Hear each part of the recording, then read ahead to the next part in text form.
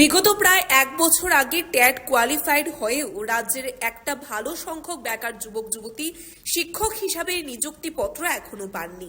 সংশ্লিষ্ট বিষয়ে ইতিপূর্বেও একাধিকবার চাকরি প্রত্যাশীদের তরফ থেকে আবেদন নিবেদন জানানো হয়েছে।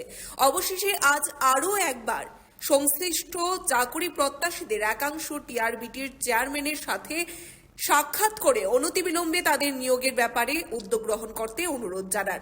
গোটা বিষয় নিয়ে সংবাদ মাধ্যমের সামনে প্রতিক্রিয়া ব্যক্ত করতে গিয়ে চাকরি প্রত্যাশীদের বক্তব্য হচ্ছে, দীর্ঘ প্রায় এক বছর ধরে তাদের নিয়োগের ব্যাপারে সরকার কোনো সিদ্ধান্ত গ্রহণ করছে না।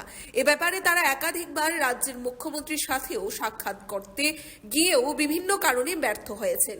এই সময়ের মধ্যে রাজ্যের বিভিন্ন বিদ্যালয়গুলোর শিক্ষক স্বল্পতা দূরীকরণের জন্য অবিলম্বে যাতে তাদের নিয়োগ করা হয় সে ব্যাপারে আবেদন চাকরি প্রত্যাশীদের। আমরা তো 2022 সালে আমরা ট্যাট ক্যান্ডিডেট। আজকে প্রায় এক বছর হয়ে গেল। গত ডিসেম্বর 29 তারিখ আর 30 তারিখ ট্যাট 1 ও ট্যাট 2 পরীক্ষা হয়েছিল। তো আমাদের এখনো পর্যন্ত নিয়োগ সার্টিফিকেট দেওয়া হয়েছে, বাট নিয়োগের কোনো নোটিফিকেশান এখনো পর্যন্ত আসেনি।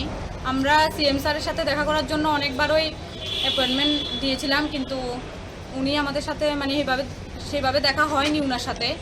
তো আজকে আমরা টিআরবিটি চেয়ারম্যান স্যারের সাথে দেখা করেছিলাম।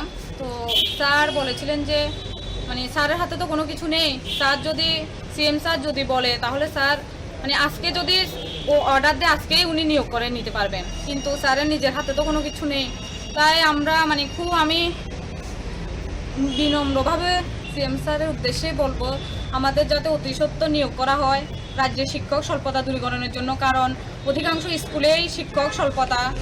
তো যদি আমাদের নিয়োগ করা হয় তাহলে আমরা খুবই উপকৃত হব ওনার কাছে। একটাই কারণ, এর আগেও আমরা অনেকবার এখানে সমবেত হয়েছি যে 2022 সালে যে ট্যাট পরীক্ষা অনুষ্ঠিত হয়েছিল সেখানে প্রায় 35,000 ক্যান্ডিডেট সেই পরীক্ষায় বসেছিল। তার মধ্য থেকে ট্যাট 1 এবং ট্যাট 2 মিলিয়ে আমরা 361 জন মাত্র পাস করেছি।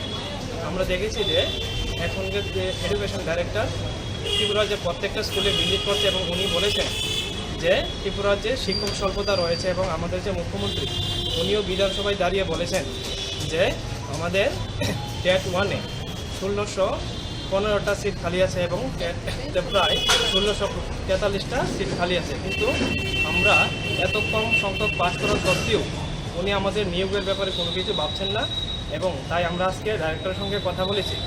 Bureau report, Tripura news 8।